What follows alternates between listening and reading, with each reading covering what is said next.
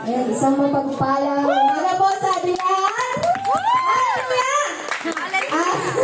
Kami po ang tribes of Levi. Sinabi, kami yung ibitan,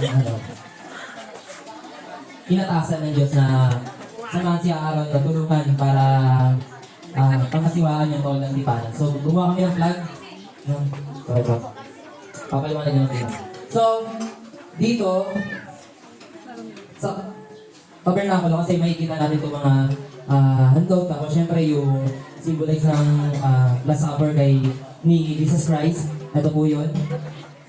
And yung mga handog, no, na meaning yan ay hindi naman sagana kasi sa material na bagay, mga bagay ang mga libita kasi kabaliktaran niya kasi sila yung anak ni kapag na hindi pinamanahan. So, ayun, then ito po yung ilawan. Sumisimbolize po siya sa Trinity ng ating Panginoon. Diyos Ama, Diyos Anak, Diyos Espiritu. Tapos naman po yung tela ng iblad ay sumisimbolize naman po siya sa dugo ng ating Panginoong Kristo na ayun na nga, itisinigyan, sabi nga kagabi na dahil doon nawala yung lugar ng Holy of Holies, no, na dati ang mga libita lang ang pwedeng pumasok, maghalay ngayon, pwede na tayo lahat, welcome na lahat.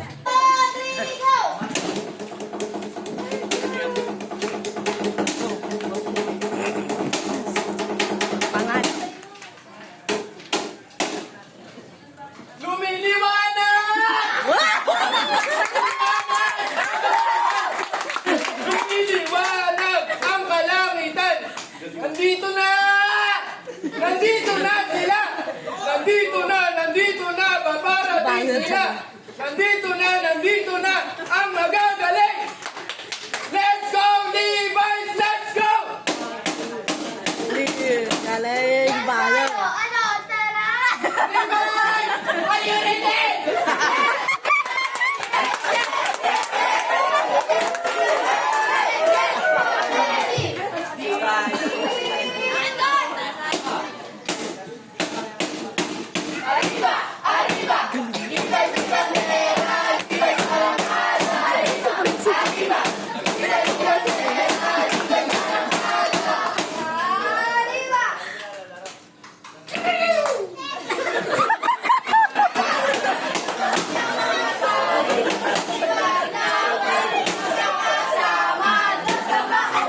Wow! Ay!